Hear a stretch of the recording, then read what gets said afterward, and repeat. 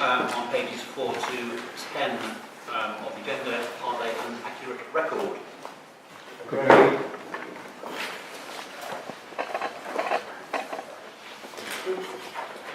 Are there any matters arising? None. Item 5, there are no written questions from the public. Item 6, there are no written questions from councillors. Item 7, there are no petitions. Item 8, the forward plan on pages 11 to 24 for noting. Are there any questions, comments? Councillor Carter. Just a couple of quickies, hopefully. Item 107556 on page 16, the local development plan approval of Regulation 19 consultation. I'm assuming that will be going through the local plan working group before it goes to Cabinet? It will. Okay, so, just a couple more. Also in December, we've got the contract for domestic waste and recycling collection services.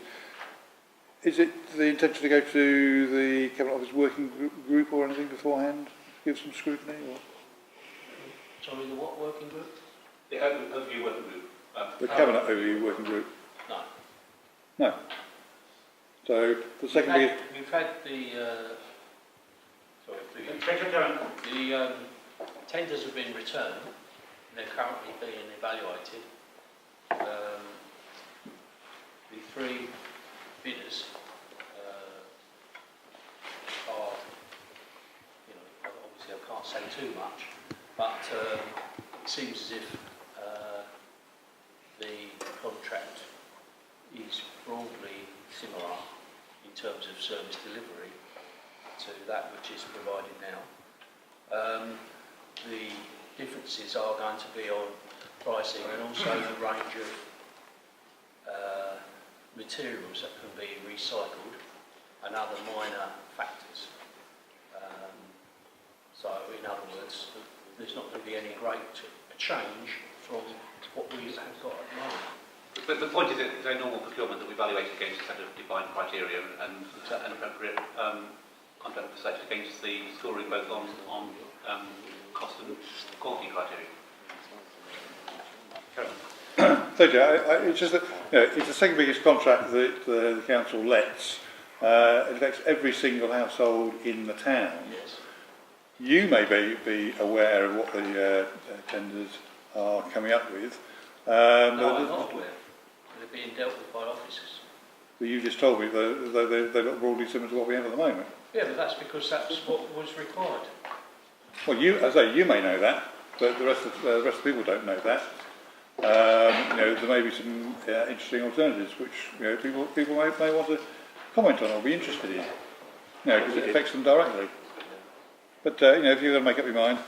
But just to be clear though, so the specification of the contract was discussed at Cabinet some time ago. I don't recall specifically when, but in terms of what we're putting out to the market, and I know that Councillor Purton at that time made some remarks about the nature of the contract. So this is not that this is some sort of skunk works going on. It was a formal process. The specification of the tender that was going to go out was discussed at Cabinet, and now we're simply evaluating the returned bids against the criteria that was defined.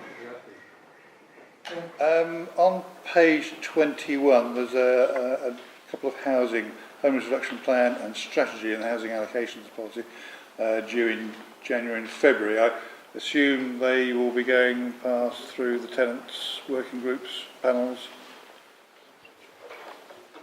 Yes, working groups, panels. You're so correctly, Councillor Carter. Thank you. Thank you.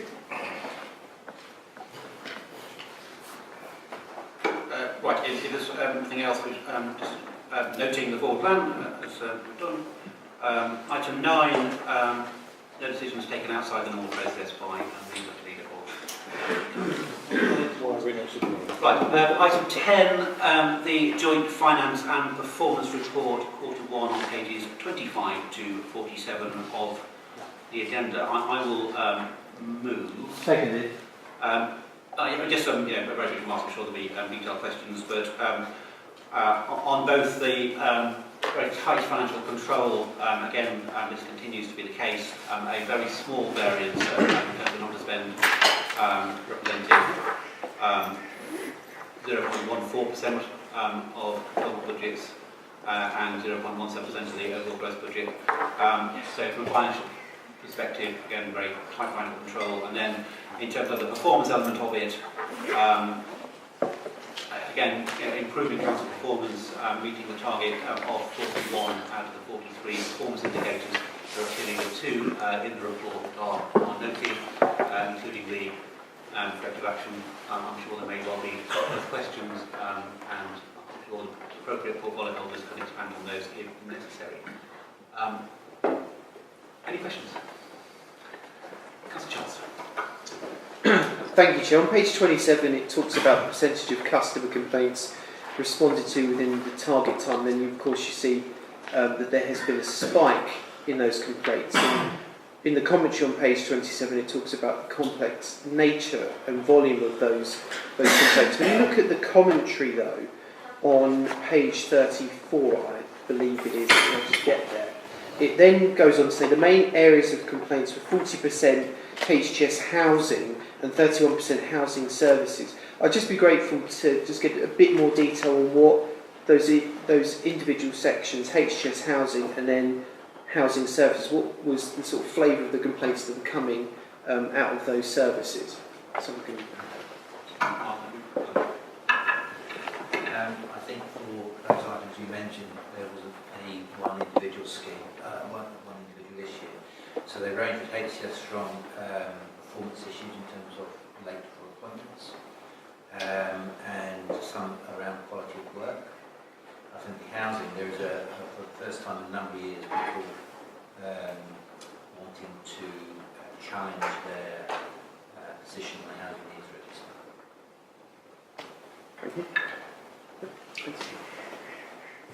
Richard Carter.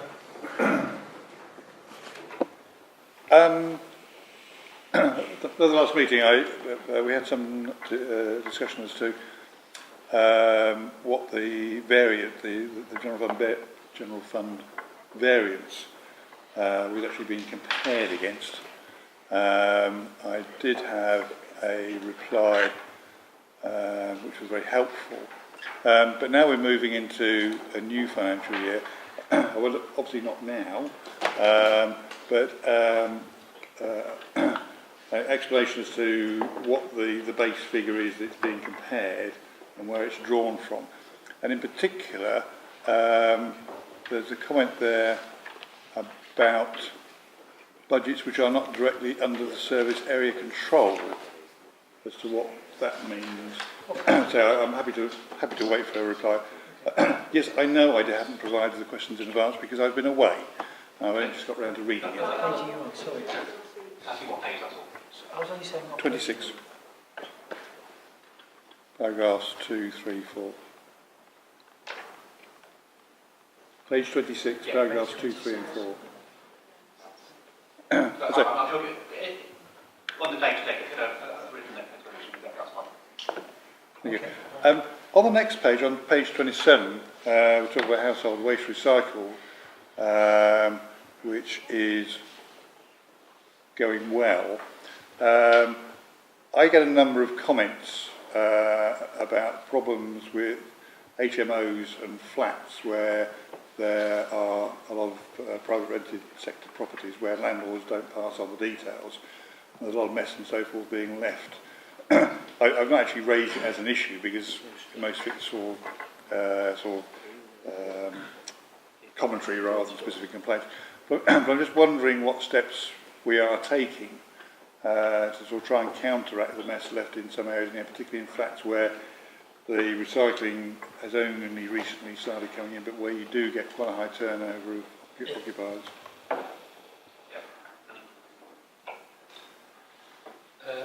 Yes, Chair.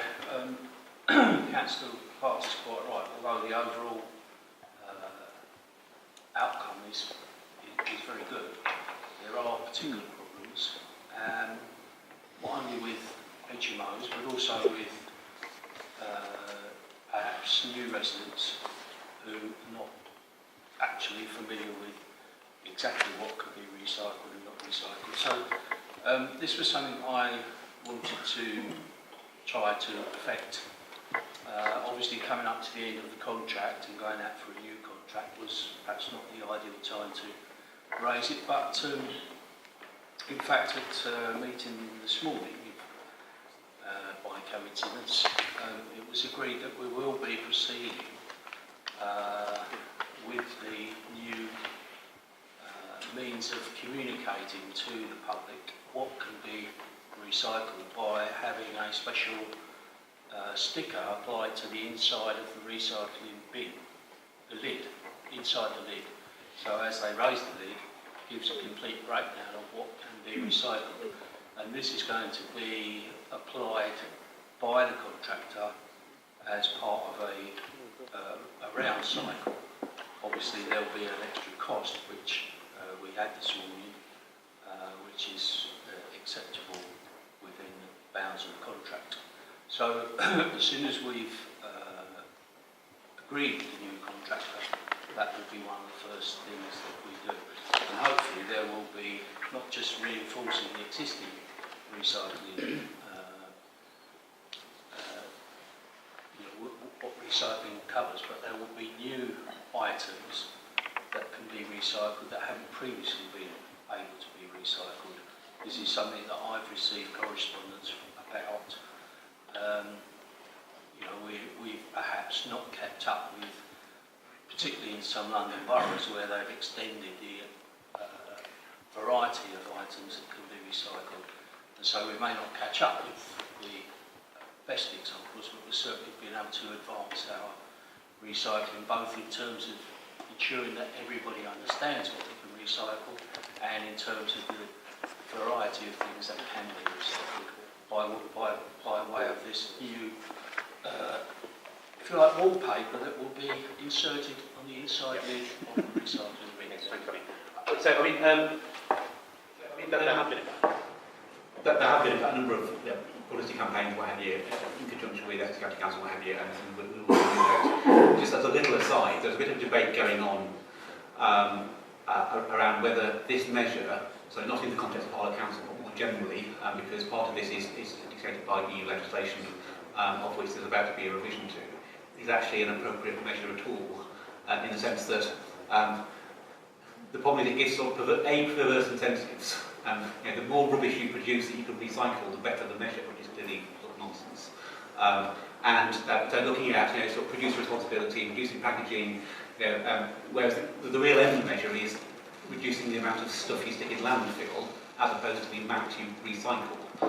So there's a bit of debate going on about that, but both in the LGA and in the context of what happens when the Great Repeal Bill happens and all that EU legislation gets put into UK law, what we do about it then.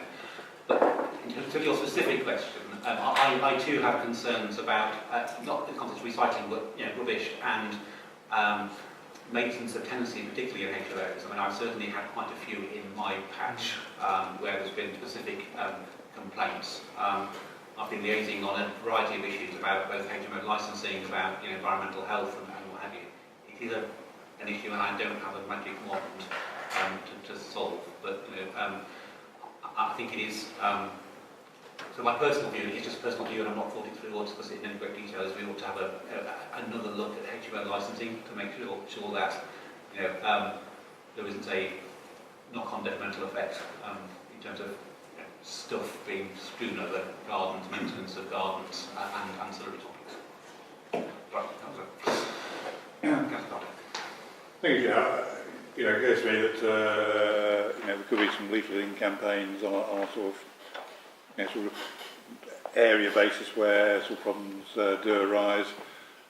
Just to remind people what the blue bin is for and what the black bin is for and where the food waste goes and so forth. Because as I say, people do, occupiers do turn over, and I can't imagine sort of that their priority when they move in is what to do with the rubbish. But we could possibly sort of help it out that way. Just a recyclable paper leaflets. Of course. Nothing less. Thank you. Thank you, Mr. Chairman. Just one question. On the final page of the report, you've got the progress in delivering the corporate plan. It notes that 16 milestones have lapsed or require further action. I'm not expecting anyone to give me the 16 tonight, but could someone write to me and let me know what they are? And maybe tonight could we just have a flavour of one or two, an example of what's lapsed?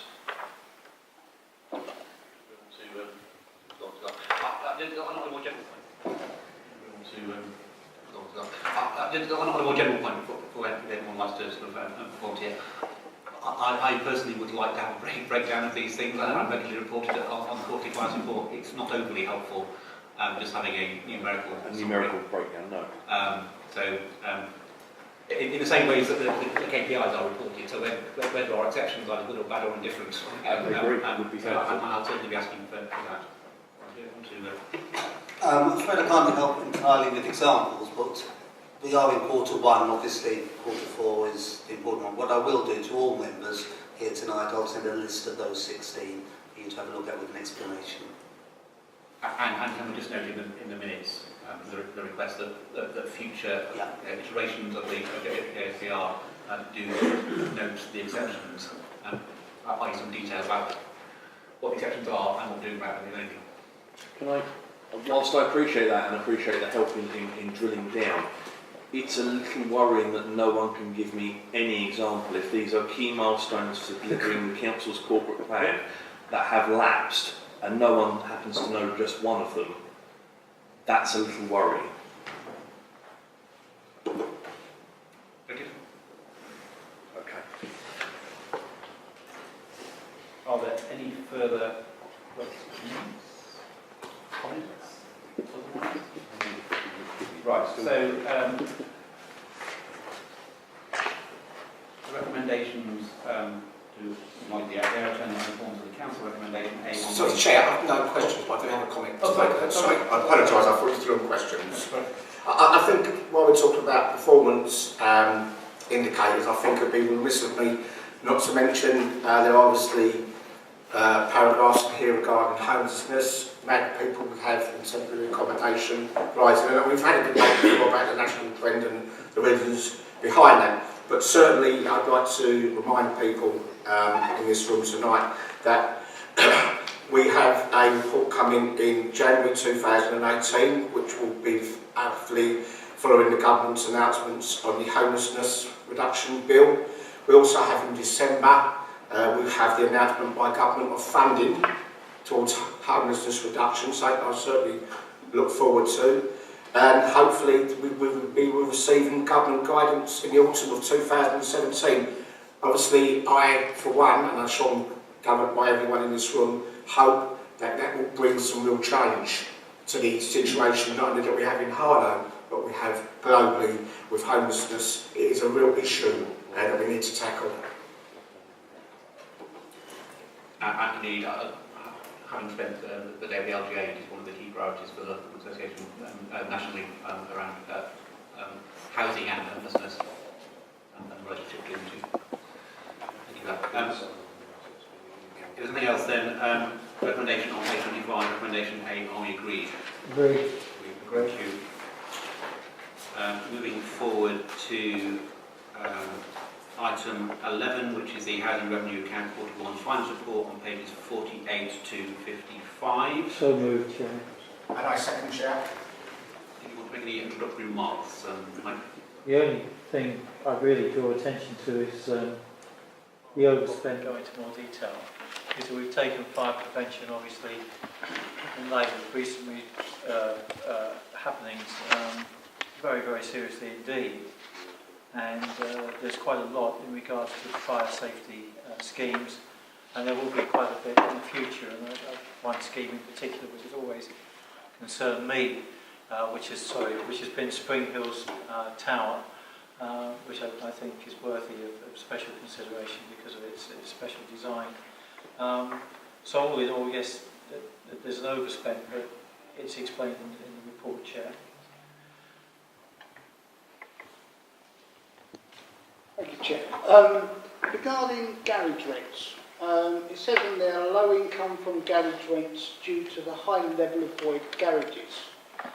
Has the Cabinet Member for Housing looked at perhaps reducing the price of garages to alleviate some of the problems regarding parking? So how many void garages are there? How many are in disrepair, which cannot be used? Thank you. I can't give the exact number, what I can give is a percentage. Currently, out of 8,000 garages, 20% are void for various reasons. They may be in disrepair. We do suffer, and always suffered, from we have certain areas within the town where we find letting garages very difficult. Sometimes there are areas where there's waiting lists, and sometimes there are areas where we find garages are very difficult to let. The question that Councillor Souter has raised about reducing the cost of renting a garage park, there is a scheme currently in place where we have areas in the town where we offer reductions to garage rent to try and hopefully have a few more people renting garages. This has never gone away, it's still currently this. What I am happy to though is to make sure that it's widely broadcast now to try and encourage more people to rent garages.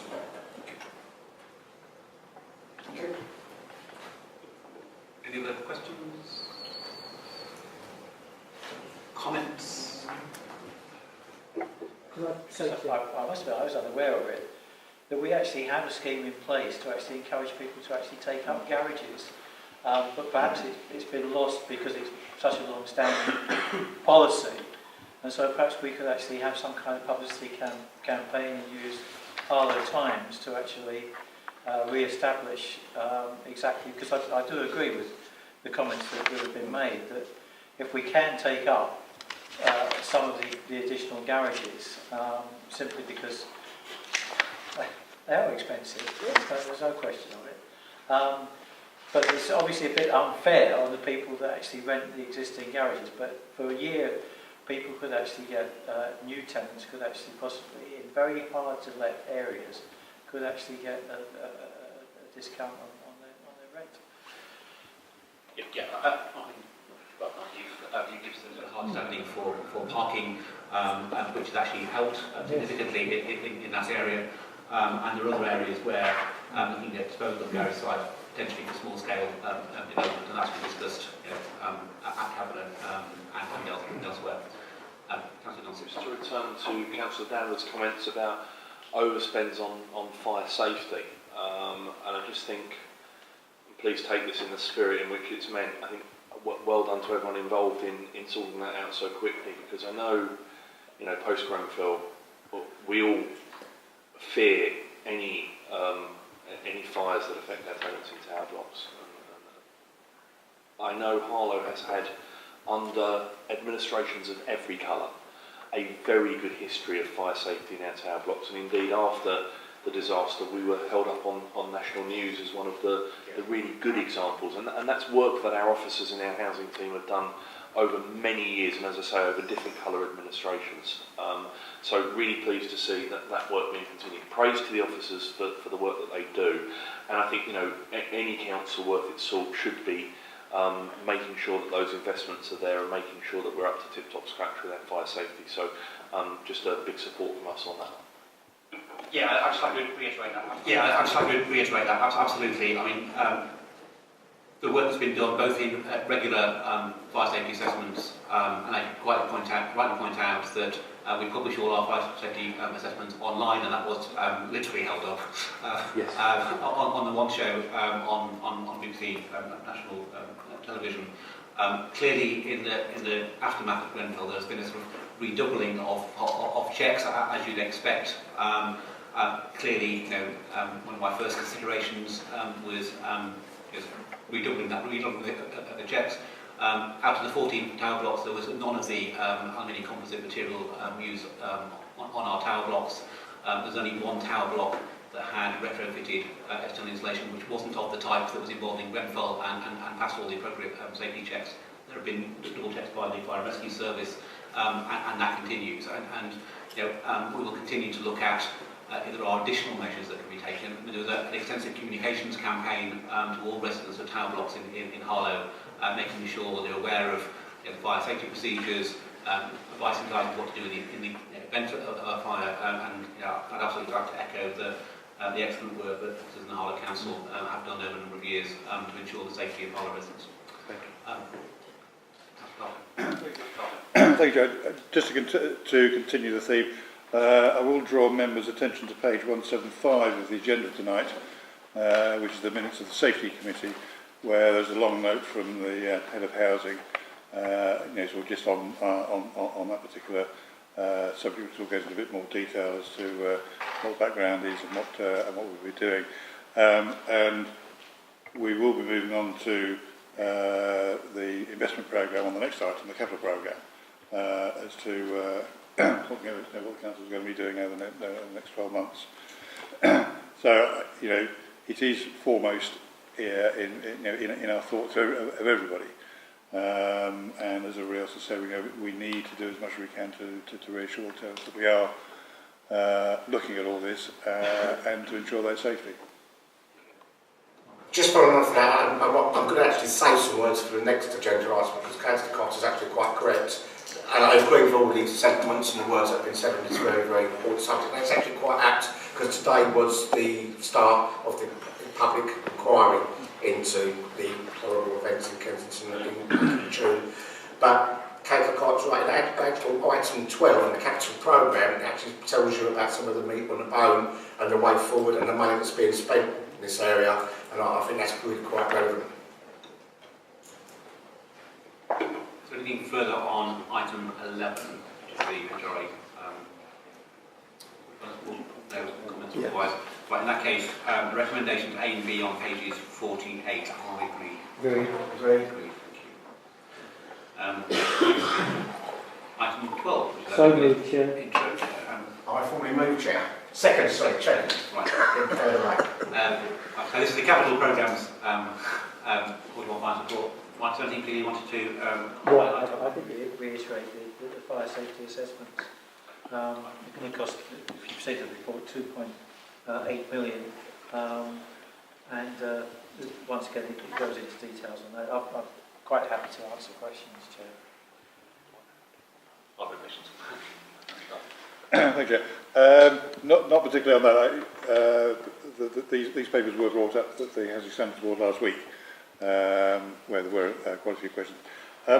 One thing I do want to sort of question, though, is in fact paragraph 12, as was rated there.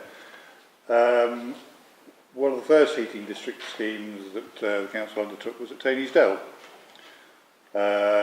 where the contractor had finished, Lawn Stewart, cleared the site, moved away, and then within 48 hours the heating system failed because as I understand it, the original water pipes, underground pipes, gas pipes, whatever, had not been checked as part of the review and had failed. And according to paragraph 12, an extra £560,000 is necessary for these works and is included in the revised capital programme. The question really is, whose fault was it and who's paying? Thank you. I mean, Councillor Carter's factually quite correct, but he needs to remember that the first phase of this heating programme was phase 1, was in fact 4 programmes, of which Tannydale was only 1. The other, quite important to remember that the other 3 went successfully well. Yes, there was a problem at Tannersdale. It was the first phase, and because it was the first phase, we looked at what to do within the programme, and it was evidence-based. There was no evidence when we started phase 1 that the pipe work underneath that particular structure was going to be an issue. It didn't become an issue until after the work was completed, as Councillor Carter was quite correct. What we have done now moving forward, and obviously now we're going to go on to phase 2, which is again part of the report, we are now going to double check the pipe work that leads into these blocks before we move in to do any work. But I think it's quite important to remember this pipe work is 40 to 50 years old, and there was no evidence-based facts that the pipework was going to leak, cause a problem before we started the work. But yes, we have learned a lesson that we need to check the pipework outside of these buildings before we go in. But I think it's also very important to remember this is about tackling fuel poverty. This is about better heating systems for those people in these areas. It's a really important issue in the town, which is going to cost this council quite a lot of money. The final question I think Councillor Carter asked was who's going to pay. I'm happy to say, I think it's going to be within existing budgets. I think Mark is included in his reports an additional sum to add to the capital programme. So I think the question was whose fault was it, and the implication was, is the contractor liable for an element of that? I think that's the question. Thank you. Obviously, hindsight's a wonderful gift. But if you're replacing the heating system, which is 50 years old, then part of the infrastructure of that system is also 50 years old or even older, and perhaps should have been looked at as well. Hindsight's a wonderful gift. We've all got that. I can only emphasise 3 out of the 4 systems that were put in place did have these issues. This was 1 in 4 that had these issues. And yes, checks will be done to make sure this doesn't happen again. If I may continue, I'm also assuming that you, the council, have also paid out reimbursement and compensation to those tenants who suddenly lost their hot water and heating, and have had to rely on electric fan heaters. Well, okay, so it's been the summer, so it's probably not too much of a problem, but it's still an inconvenience. And also for those people who have had to take time off work for the contractors to come back for a second time to fix their house property. I can confirm that those affected will be reimbursed. Thanks, Chair. If I may move on to the non-housing element of the capital report, in paragraph 33 on page, whatever it is, 64, there's a reference to disabled facilities grants for 1718, 677. However, the grant received in 1617 was underspent by £119,000, which is a remarkable turnaround because in previous years there's always been a waiting list. And it goes on to say, officers will determine in consultation with the County Council whether the additional funding can be applied to wider welfare and discretionary services. I would have thought there would have been enough demand for DFGs that the money could be rolled on for the current year, unless those wider welfare and discretionary services specifically are for the benefit of people with disabilities.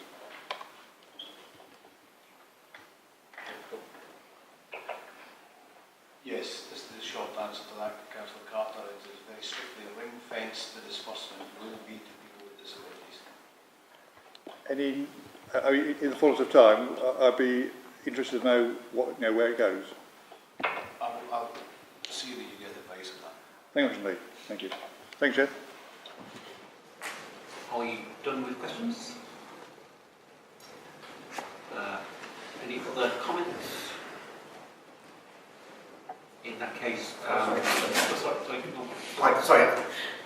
just briefly, going back on saying to talk about this agenda item and the previous agenda item, and that is the paragraphs 8, 9 and 10, which looks at the fire safety and regulation. And I echo the earlier words, but I think it's also important to note that not only thank all the officers for the hard work they did following these events, also the cooperation of Essex Fire and Rescue Services, who undertook quite a task with council officers inspecting all these premises, and you will see additional £2.8 million being spent on Spring Hills Tower. This is something we don't have to do, but it's something that comes as a recommendation on working with Essex Fire Service that we are obviously taking very clearly and obviously going to be doing.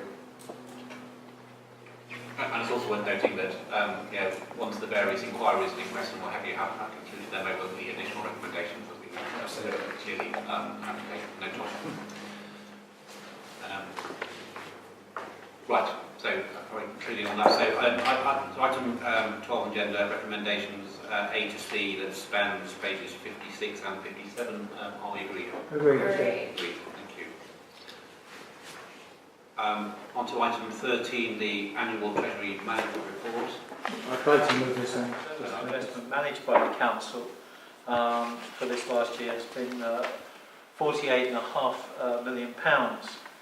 And that's actually generated just over £300,000 interest, which represents quite in the present circumstances, with just what the Bank of England guy has been saying about interest rates, but the rate of return of 0.62%, which doesn't sound that much, but obviously brings in the 304,000, which is quite a bit above the Treasury benchmark. So, you know, hats off to a small team of people in a very small authority who are actually earning this additional money for the authority.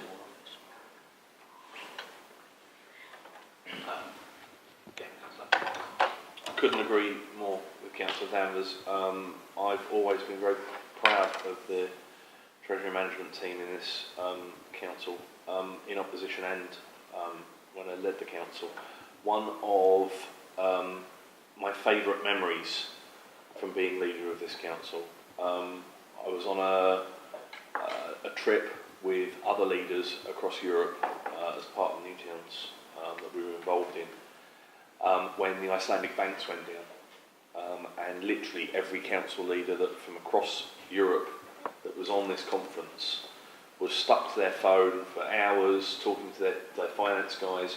And I was wandering around with a big smile on my face because our guys had seen the problem coming months and months and months before because of the superb way they manage our money and had pulled our money from Iceland, and we were one of the few councils that had been invested whose treasury management strategy had worked. And it continues to work. Year on year when this report comes to Cabinet or Council, we have outperformed the Treasury benchmark, we've outperformed the market almost, and I think our Treasury management officers deserve huge praise for that, for the work that they do. So I would totally agree with Councillor Danvers on that. Thank you, Joe. Yeah, obviously echo what's already been said, having had a slightly closer interest in it. If I can refer to page 9 on paragraph 9 on page 72, we talk about the guidance from Iron Close and how the council has been having to widen its range of products that we can find to invest in safely. And it says, as a result, the council held investments in CDs, CCLA, money market funds, fixed and variable investments, and the Treasury's debt management office. Well, I hope we're not actually using the debt management office because they pay even less than most people. But I'm intrigued by the comment or reference to fixed and variable investments. Does that mean we don't have any money at call, which is what I thought the money market funds were? But also, if you turn to paragraph 27 on page 78, showing the investment activity during the year, it shows that we've suddenly, for the first time, started investing in other local authorities, which I would have thought would have been mentioned in this paragraph 9. So, can we be told why there's been this move into local authorities, what their credit ratings are? Do Iron Close grade them for us so we know which ones to use?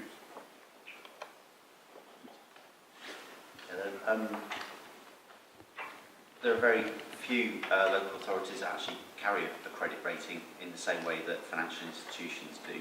There are one or two that have gone through the process of considering bond issues where they've had to go along the route of a credit rating agency assessment. But we are recommended through the advice we receive that local authority investments are a safe investment to make, despite the lack of the credit rating. And there is more activity, I think, probably based on the fact that there is higher risk in the investment market generally, that more local authorities are looking to each other to lend and borrow, because we consider each other to be a safe place to invest or borrow from. 14, non-investment rates, discretionary rate relief policy. I've moved this, Chair. This is something the government has introduced to this kind of phasing out. In fact, you can see on page 95, over the next 4 years, the way in which it will actually be phased out. In the comment in some of the national newspapers about how public houses are being treated, but I don't think it would affect us in Harlow. But work is being done whether in fact on an individual basis whether there would still be hardship over this. But other than that, the figures are there, Chair.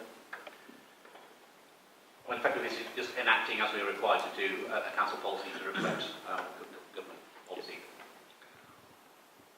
Any questions or comment? Thank you. Just a technical question. It says in there somewhere, I can't remember the page now, I think it's paragraph 6.2 or something, that all applications for rate relief have to be in writing. I'm just wondering, in this sort of day and age where we're using these stupid little things that don't work, whether applications can be done digitally or whether it has to still be done on paper.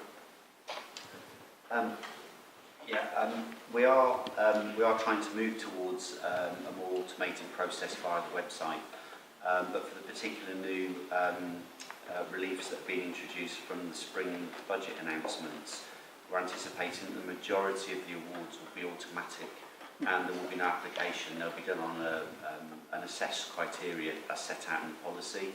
So there'll be a new bill issued to the relevant business that qualifies. We've left the reference to applications in the policy because there may be instances where we might have to ask for an application to be completed when there's any uncertainty about the ability of the business to qualify. Well, they could do it digitally if they wanted to.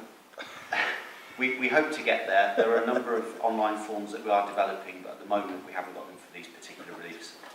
Thank you very much. Thank you, Chair. It's worth noting on page 95 that although the percentages are formulaic in the policy after year 4, there's a reference to by application only, so presumably that would apply after year 4. Thank you. Any other questions or comments on this? It's relatively so item 14 on page 91, recommendation A, are we agreed? Agreed. Moving on to item 15, the selection of a contractor for Prentice Place.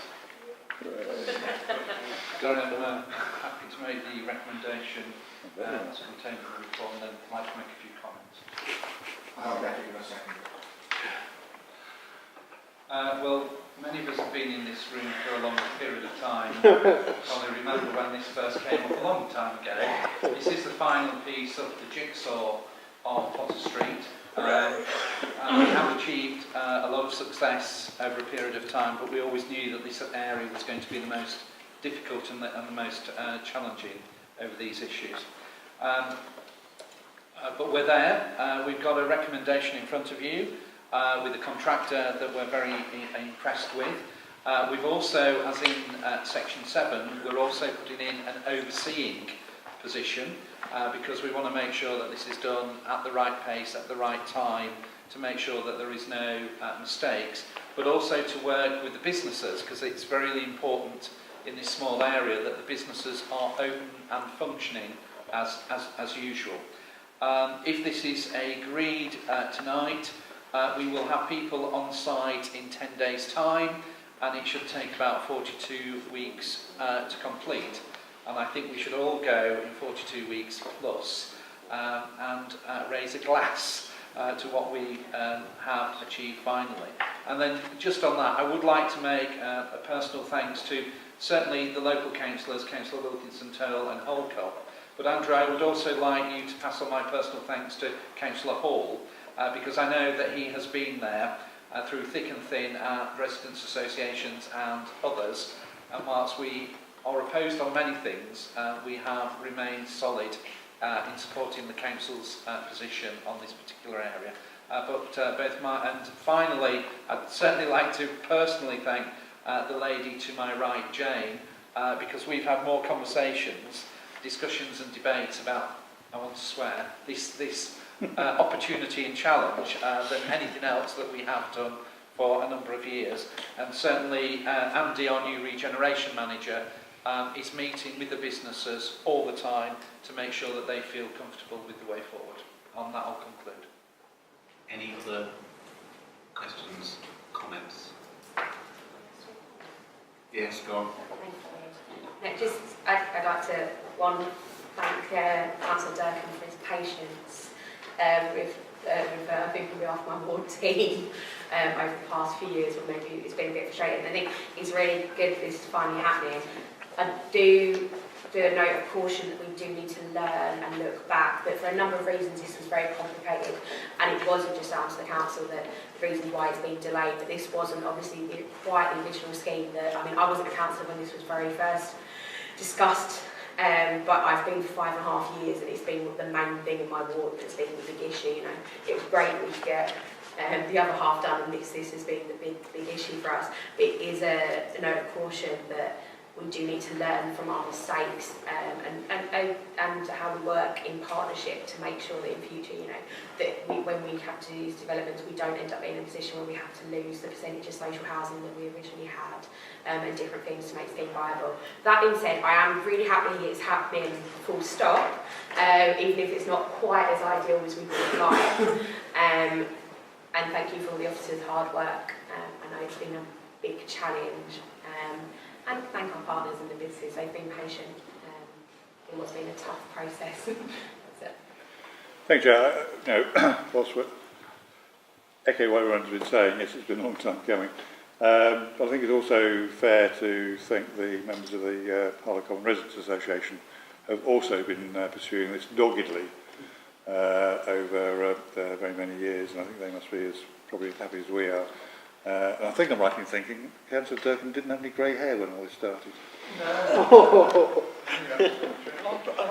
Just add, however, whilst I know Emma's comments, and absolutely life is all about learning, I think we've had about 5 or 6 different designs for this over the last period of time.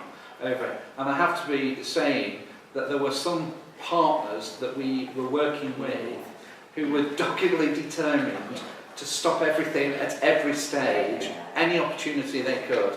And actually, we've had to front far too much because of the irresponsible manner that certain partners, unfortunately, that has now been resolved, have actually caused us. So, yes, you're absolutely right. Grey hair and everything else. So just a very brief question from me. So yeah, it has been very challenging, and you know, relationship with partners do one of them. Another one is actually that Emma referred to is around just retaining an acceptable level of actual social housing in the scheme and retaining its viability because of the complexity of the retail developments and the refurbishments and land swaps but I think we have got a good scheme now. While clearly we would have preferred a higher proportion of social housing, there's been a great deal of discussion, redesign, recosting and planning to get to the point we're at. I've tried to get involved in it as well. So anyway, we are where we are and moving forward. That's good. So unless anyone's got any further comments or questions, the recommendation A on page 144 to approve the appointment of contractor A for the refurbishment works to Apprentice Place. Are we agreed? Yes. Thank you. Right, on to item 16, the HDS Limited Contract Awards on starts on page 147. I'll formally move this item, Chair. I'll second it, Chair. Any remarks? No? Councillor Charles. Yeah, thank you, Chair. Just some opening questions. The first question relates to heating replacements, that is one of the focuses of this report. Can the portfolio holder tell me when is the normal cycle for awarding these kinds of contracts, and when normally these works take place? So can you repeat the question, Councillor Charles? So, one of the key focuses of this paper looks at heating replacements. And the question I had for you, Mark, was, the first one was, when do normally these when are these contracts normally awarded in the year cycle, and when are they normally delivered in the year cycle? They're normally delivered. We are delivering this heating cycle. They will be delivered in April. And when are they normally awarded? When we put a 3-year plan together. So the report itself, Mark, as you know, says that this has been delayed. And at the last cabinet, when I asked this question, the head of housing said there'll be no heating replacements this winter. I am aware that these types of contracts are awarded earlier in the year, so the work can take place before the winter. So that's the question I was asking you.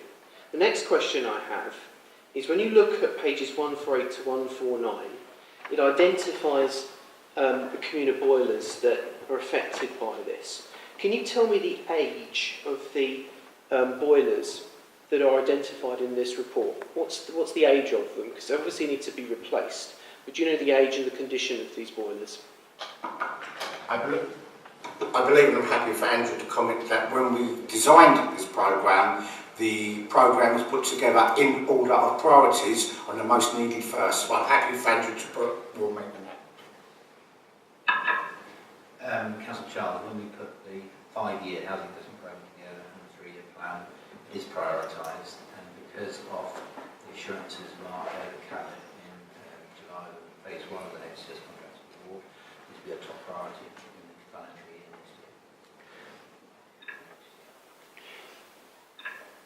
As you can appreciate, Andrew, because one of these is in my ward, the Ware, I'd be very grateful to know when it's likely that the Ware will be, their boiler system will be replaced in that financial year, as I suspect other councillors who represent the areas where there are communal boilers that need to be done. Heating is an absolute right for people. Everyone gets that in this room. And I just very much hope that we get answers to those questions, because people will be obviously quite anxious about these sorts of matters. When these things are likely to Chair, if I can respond to that. When the contract awards are approved by Cabinet and implementation plans then created, and that can be provided to council. Any other questions? Comments? Thank you, Chair. I find this very concerning. This first came up at the previous Cabinet meeting where we were discussing the delay in the contract awards, and this obviously had something to play with the fact of the phasing issues that came about with HTS and the work that was undertaken there. The reality is of this, and this report spells it out, that 2 years' worth of work is going to be lumped in one financial year. When you look at pages 148 and 149, it will concern those tenants who are in those residences where there are communal boilers, that actually their systems, and we need to get confirmation on how old those boilers are, but we're given an estimate that the pipework is about 40 to 50 years old. They will want reassurances from the council that actually their heating will be maintained and protected over the winter, and that will be at the forefront of everyone's mind, and I'm conscious of that. The issue is that there has been a complete misjudgment over the phasing of this contract. Yes, part to blame with HGS, but at the forefront of the council's mind should have been to make sure and maintain the phasing for such an important element of tenants' services, and that is their heating. So, of course, this opposition will be watching closely the work that will be scheduled in the next financial year, 2018 and 2019, because tenants' heating is one of those key priorities that we all care very much about. I'm really concerned to learn that the Ware in my own ward is one of those are one of those areas where their communal boiler will have its replacement delayed to the next financial year. And I'm grateful for the fact that the Head of Housing will come back to me as soon as he can to identify when this work will be taken up in that financial year. I repeat what I said earlier. I very much hope that this work is carried out as soon as possible in that financial year, particularly because my own ward is affected. Any other comments? Sorry. So just to sum up, particularly on Councillor Charles' comments, it's not just about tenants and resident seating. This is actually about fuel poverty as well, and tackling fuel poverty, something that we take extremely serious. And if we wasn't taking it so seriously, you will see the capital funding that is going in to these projects. It is a large chunk of money. This is against a backdrop of a government that, through rent reductions, etc., that are cutting funding year after year after year to this council. We are still delivering very good services, as you can see by an earlier report on what we're delivering against our KPIs. And yes, we do take heating systems, particularly a lot of these areas are covered by a lot of elderly residents. And I can assure the councillor that we are going to be working extremely hard to deliver this programme, making sure it's robust, making sure it's value for money, and making sure, first and foremost, that residents come first. Included in that is a statement that Councillor Charles made a couple of cabinet meetings ago about assurances about not doing heating systems during the winter. We've particularly fashioned this programme, so all these programmes start in April. So you can't have it on one hand, you're delaying the work. But excuse me, Councillor Charles, I'm speaking, I can interrupt you. You can't have it on one hand, that projects are being delayed, and then want assurances that we're not working during the winter. That is absolutely ludicrous, and I can assure you that we are making these projects extremely serious, as you can see by the capital that we're putting in these projects. Thank you, Chair. I've summed up. Okay, I'm just going to briefly mention, as garages I mentioned earlier on, just draw attention to item 10, capital investment in refurbishment and in replication demolition. So, the recommendation on page 147, item A, are we agreed? Agreed. Thank you.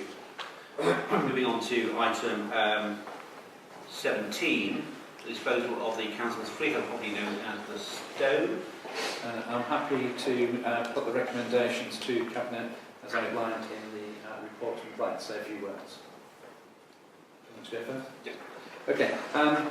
Cabinet colleagues, as you know, the Stowe depot has been redundant for nearly 20 years. When I visited it a few months ago, the situation was of a poor standing that we actually felt that there was no other alternative but to see whether or not we should put this onto the market. We have been approached by the owners of the Stowe Bay to see whether or not we would be willing to sell this as a freehold to that company. That company does have a strong reputation, and certainly I have seen some of the portfolio activities that have taken place in other regenerations, and they are done of a high specification. I have to be saying, however, we should be very cautious, and I know that John may want to mention one other issue, but this is a scheme of 55 mixed dwellings, which is basically 1 or 2 bedroom flats. When I met with the councillors on site, I think we were all surprised how 55 flats could get into that area, let alone 55 parking spaces. But that will be for the planning department to look at, and we're fairly confident that they will be robust in what they are looking at. But also equally, in my capacity as not just regeneration but enterprise, we also have to be very mindful that a number of small businesses will close as a direct result of this application if it went through planning. And again, these small businesses are the heart of our community, and we need to be able to ensure that they are well looked after and well supported, and hopefully to be relocated. It's my understanding that the owner of the Stow Bays has been in constant contact with these particular tenants at this present time, but I think it is something that we need to be very cautious and very mindful of. And my final point is in relation to this, is if we do get to a position of selling, it would be my ambition that we would have the capital receipt ring-fenced to enable, enhance and rejuvenate the Stow area as a total area, because it would be an absolute nonsense of building high specification, high quality flats looking out on what is effectively the back of the Stow where the toilet block and other things are, which makes no sense whatsoever. So we do need to work with this, if this is to happen, we need to work with this developer to try to get to a win-win situation. I'll conclude on that, Chair. So I'm going to second this, but I do want to make a comment and move a slight amendment to recommendation B. So just in terms of background, a clear priority of this administration as part of the More and Better Housing priority to provide affordable and social housing. The difficulties in planning or enforcing that both clear priority and aspiration have become apparent in a number of different regards.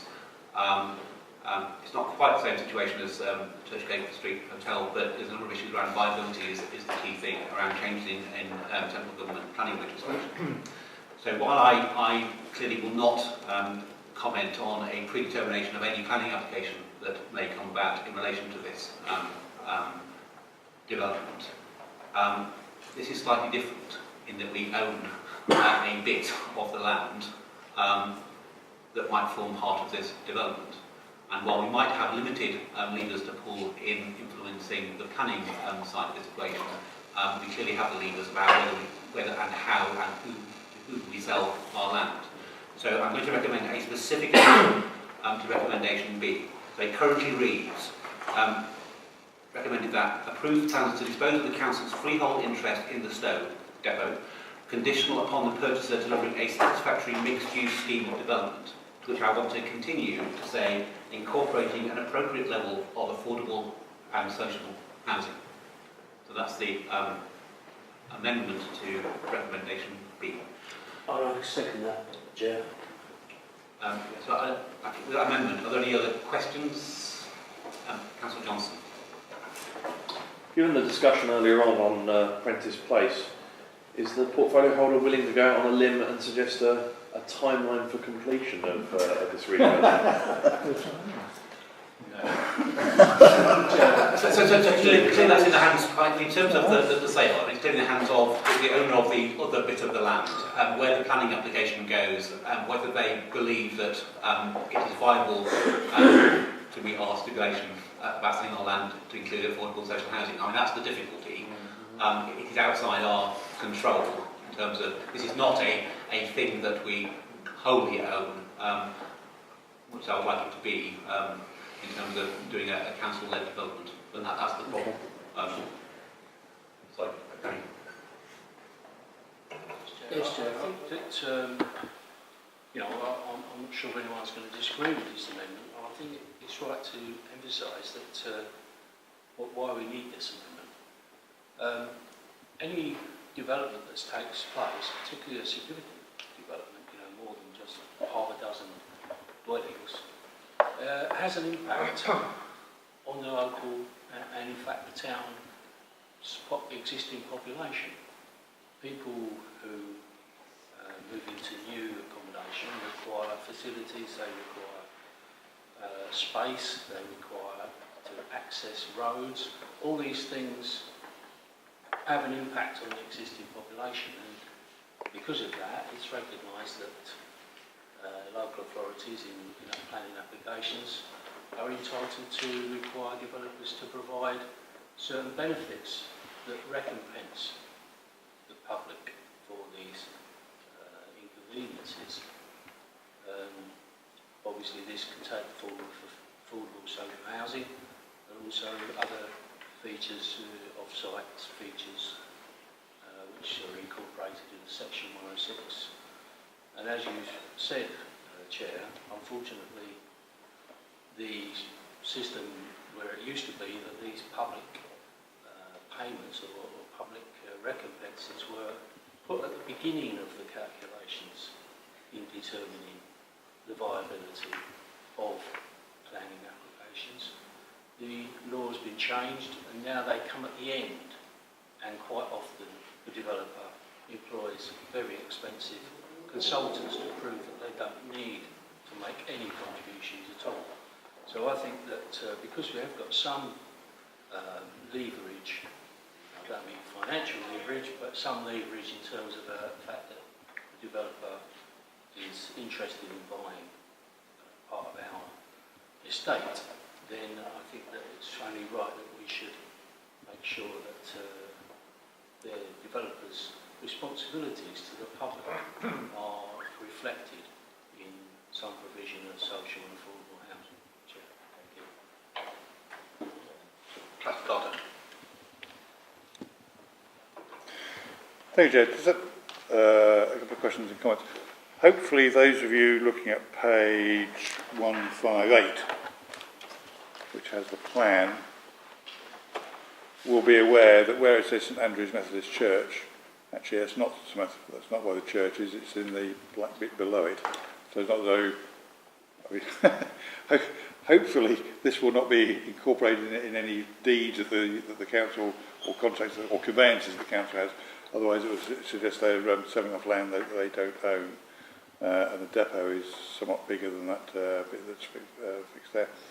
Just whilst we're talking about that, as I'm sure Councillor Durcan noticed when he was walking around there, on the brick walls on the outside of the depot, there's a pattern which says HTC. And I wonder if any thought has been given to perhaps we'll try to preserve those somewhere else. You know, just as a little memento, you know, a little bit of history. And finally, I see where you're coming from on your amendment on paragraph B, but the need for elements of social housing is already in the local plan. And I don't have the SBD in front of me, but I'm sure it's referred to in there as well. So, you know, it does seem to be a bit of overkill. The point is that under planning law, whether local plan or otherwise, we can't actually insist. So if a developer comes to us and can prove that it's not viable, i.e. make the appropriate level of profit, plus the increase in the land value and all that sort of stuff, they can basically say we're not providing any Section 106 contribution to all social housing, and if that viability assessment stands up, regardless of whether the Development Management Committee of this council refuses a planning application, it is likely to be approved on appeal. So from a planning point of view, yes, we have a clear statement, it's it will be in the local plan, it's in the existing local plan about 35% total housing allocation, and it's a clear aspiration. But we can't enforce that as much as we try on every single occasion because of the changes in the national planning framework around viability assessments that happened a few years ago. So my point about this is not about the planning application, which will take its course, whether we're doing a process, all that sort of stuff. We own the land, and we can make a decision about selling that land on the condition that whatever planning application they put in incorporates a level of affordable and or social housing that's appropriate. I deliberately chose a slightly vague term in terms of appropriate. I don't want to say it has to be 35% or whatever, because the reality is we are unlikely to achieve that. But I do want to make sure that there is some level of social housing, because the likelihood is, if we just sold it to this developer, and there will be zero social housing in it. So it's basically one of the few levers we have, because we own a bit of land, which is why I'm suggesting the amendment. If I can just come back on that. So, from the developer's viewpoint, yes, we need social housing. There is no argument about that. But I would imagine, without trying to prejudge the issue, I would imagine that they will then bear that requirement in mind when they're making an offer to buy our land. So we either get the housing or the money. So just as long as everyone's aware of that, as they still go into agreement. I'm acutely aware of that, and there's a possibility, how you like, that the land value might be, in the judgment of the buyer, be less because of our assistance on social housing. But there we go. Brickwork? Sorry. Brickwork? The HDC brickwork is one of it. On the wall? Do you know what, Simon? I never noticed it. Perhaps I was looking in the wrong direction. But I'm sure the Ward Council will okay. Well, yeah.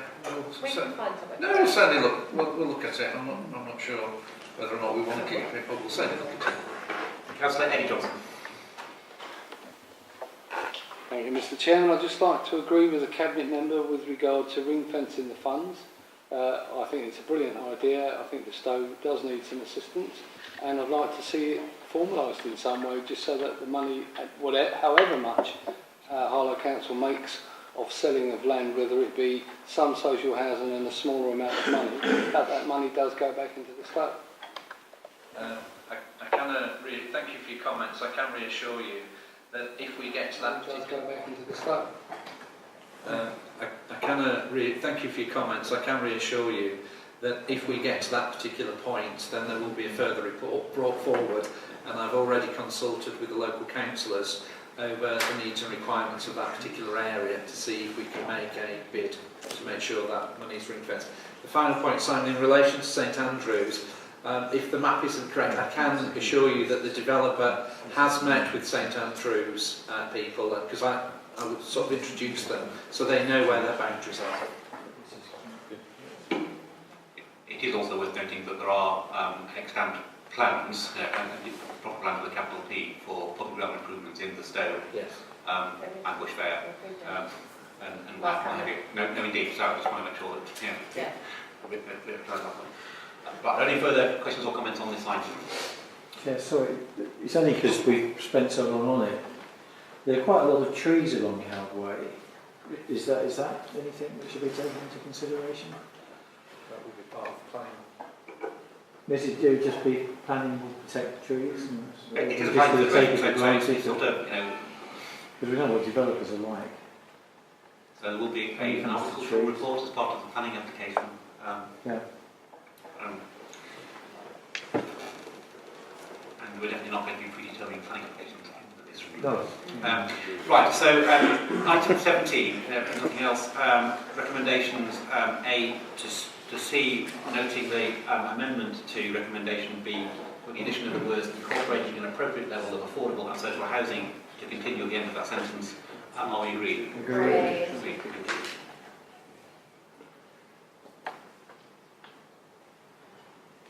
Right, moving on to item 18, the Article 4 direction for Harlow Enterprise Zone. I'd like to make the recommendation as stated in the report and then make a few comments. I'll second that well. I think on some levels people may well just feel that this is a bit belt and braces, but actually if you look at section 2 of the document, we already know that a number of buildings, Temple House, Terminus House, Redstone House, have been required by developers and have been turned into housing of a certain level that perhaps would not meet our expectations or requirements. So therefore it's critically important that we enter into the application for Article 4 to protect the other areas that we've got within the Temple Field area, which is London Road South, to ensure that we don't fall foul of any other developers or people wanting to sell their property on to get speculation of short-term nasty housing over these particular issues. So I hope this is going to be a fairly straightforward, no-nonsense. This is about protecting our investments for our future. Thank you, Chair. So just a brief remark from me. Look, property development rights are a significant problem, well, nationally and particularly in Harlow. There is a number of, for those who aren't aware, property development rights allow developers to convert commercial premises into residential accommodation without any reference, never mind approval, of the local planning authority. Absolutely disgraceful. There are unfortunately a number of examples in Harlow now where commercial buildings have been converted, and in my humble opinion, at a low quality, into residential properties that the council certainly didn't approve, has no right to approve, and in some cases weren't informed of until after the event. It both causes issues in terms of aspirations for regeneration, particularly in the town centre. It also is difficult to understand for the general public when other local authorities outside of Harlow are placing their housing list in these converted premises in Harlow. There certainly have been a number of comments about Harlow Council having some cosy deals, selling Terminus House to Hackney Council, for example. And in fact, we don't own Terminus House, and actually neither does Hackney Council, and we have no say one way or the other. It is problematic. So there are issues more generally, but in this particular case, I think it's absolutely right that we protect an important economic development for Harlow and by imposing an article for direction which effectively removes the permitted development rights to convert existing commercial properties into residential accommodation. So I think this is important. I think there's a more general issue, and certainly the local association is particularly interested in this topic. While I understand the sort of broad aspiration to increase housing supply, it has some perverse effects in a number of different areas, and Harlow being one of those areas. So, are there any other questions? So, the recommendation that the Cabinet seeking of an Article 4 direction of Cale Park on page 159, are we so agreed? Agreed. Thank you.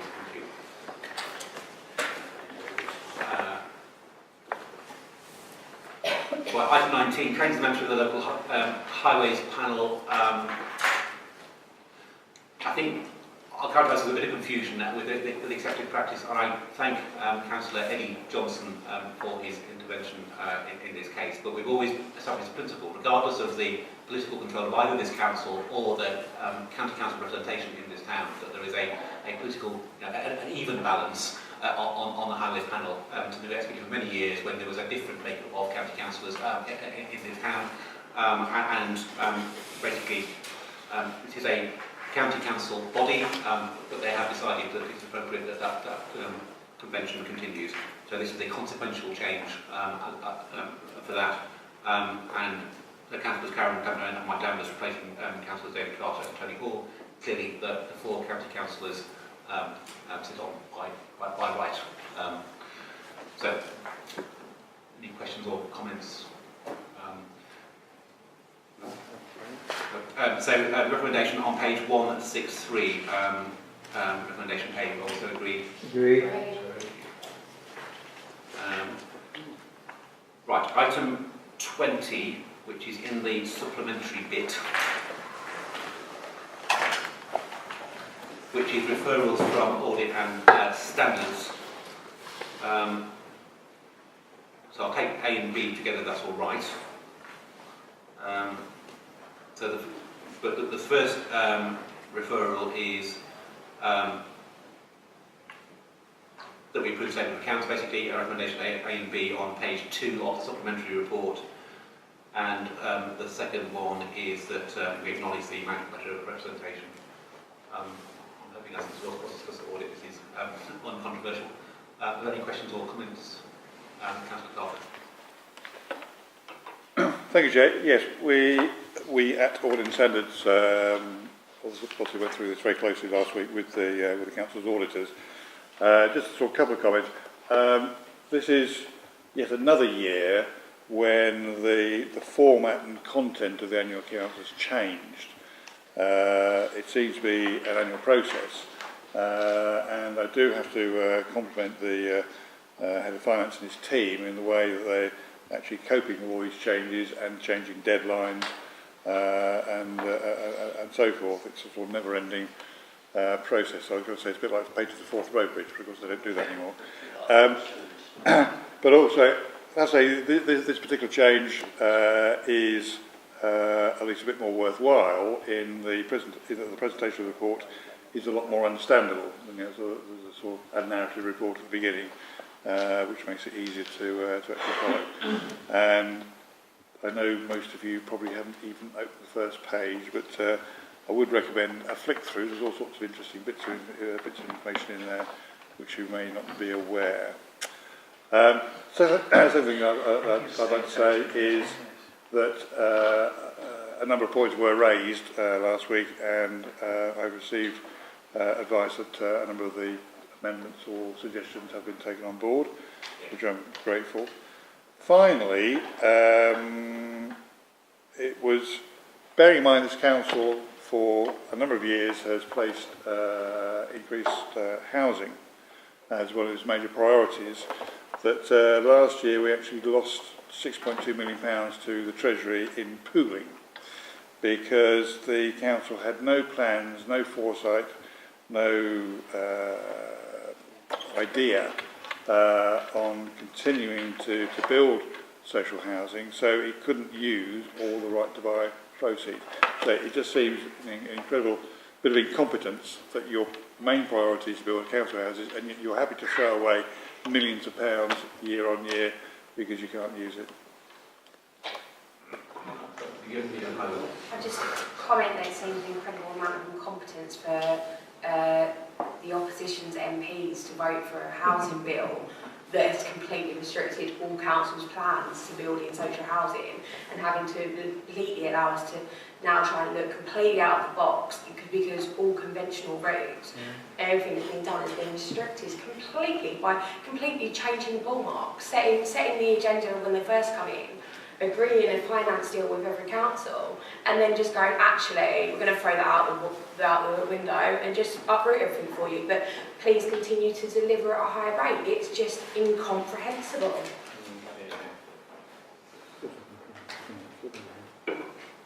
So, I think they're going to move the recommendations on both pages 2 and 159A and B. So moved, Chairman. I will second those. Are there any further comments or questions? So, if not, so I just said recommendations A and B on page 2 of the supplementary report, and recommendations A and B on page 159 of the supplementary report. Are we so agreed? Agreed. Presumably at some point I'll be signing the there. Right, good.